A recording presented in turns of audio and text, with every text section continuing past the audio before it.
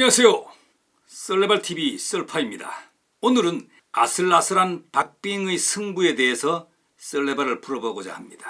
최근 2022 베이징 동계올림픽에서 우리나라는 메달 9개, 즉 금메달 2개, 은메달 4개, 동메달 2개로 14위를 했습니다.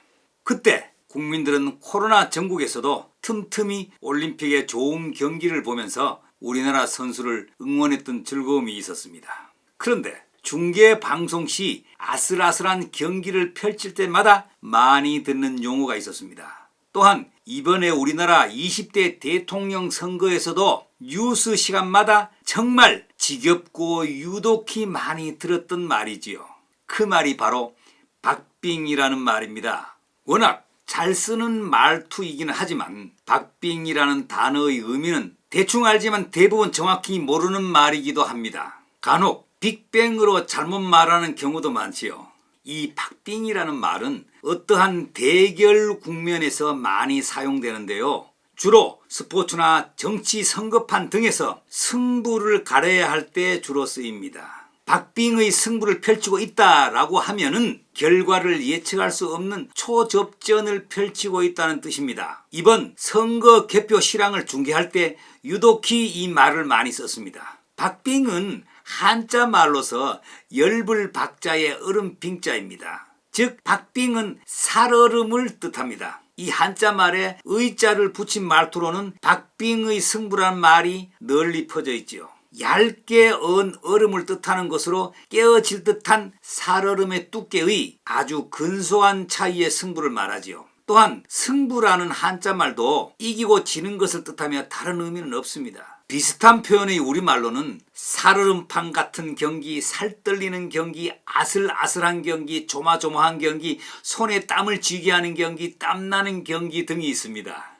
이 박빙은 열이박빙이라는 말에서 유래되었습니다. 동양 최고의 시집이라 하는 시경 소화편의 6년에 보면은 전전긍긍 여림 10년 열이박빙이라는 내용이 나옵니다. 이는 두려워 벌벌 떨며 삼가는데 마치 깊은 연못을 건너는 듯하고 마치 엷은 얼음 위를 걷는 듯하다는 뜻입니다. 주나라 말기의 포악한 정치에 살아가려면 깊은 연못가에 있는 것처럼 살얼음판을 밟고 있는 것처럼 불안에 떨며 조심한다는 얘기입니다. 위험한 상황에 대비하여 피해야 한다는 말이 한꺼번에 세 개가 연결이 되어 좀 특이합니다.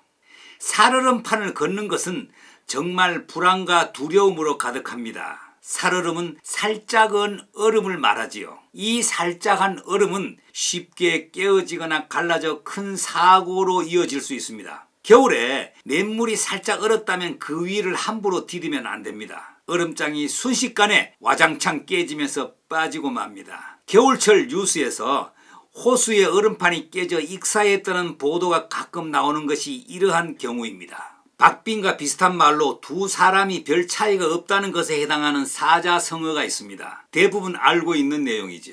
난형 난제는 누가 형이고 아우인지 알기가 힘들다는 것이고, 백중지세는 힘이나 능력 따위가 서로 엇비슷하여 누가 더 낫고 못함을 가리기 힘들다는 것입니다. 또한 막상막하는 위아래를 가리기 힘들다는 것이고, 용호상박은 두 강자인 용과 범이 서로 싸운다는 것을 말합니다. 모 종평방송의 유재석 씨와 조세호 씨가 진행하는 유퀴즈 온 더 블럭이라는 프로가 있습니다. 사회에서 좀 특별한 사람들을 출연시켜 토크를 하다가 마지막에 유퀴즈 하며 퀴즈를 냅니다. 이 퀴즈를 맞히면 100만 원을 지급하는데 제가 조금 즐겨보는 프로그램이죠. 얼마 전에 어떤 출연자의 마지막에 이런 퀴즈를 내었습니다. 이것은 아주 얇은 얼음이라는 뜻을 가진 한자어입니다. 근소한 차이나 우열을 가리기 어려운 상태를 비유적으로 하는 말인데요. 특히 긴장감 넘치는 막상막하의 승부를 가리켜 이것이라고 하는데 이것은 무엇일까요? 라고 했는데 그 출연자는 맞히지 못했습니다. 요즘은 박빙의 승부라고 말해도 대부분 아슬아슬한 한판인 줄 아는 사람이 많습니다. 그러나 표현의 다양성도 좋지만 아이들은 이런 말투를 알아듣지 못합니다. 무엇보다 박빙이 정확하게 무엇인지 모르는 채 어설프게 알아듣기보다는 처음부터 아슬아슬한 한판으로 쓰면 안 되는 것일까요? 아이도 어른도 누구나 쉽고 즐겁게 알아들을 만한 말을 써야 합니다. 이때 세상은 더욱 아름답습니다.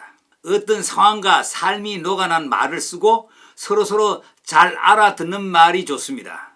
사랑을 담아 쉽고 바르게 또한 아름다운 말을 나눌 때 우리 사회는 더더욱 행복해질 수가 있습니다.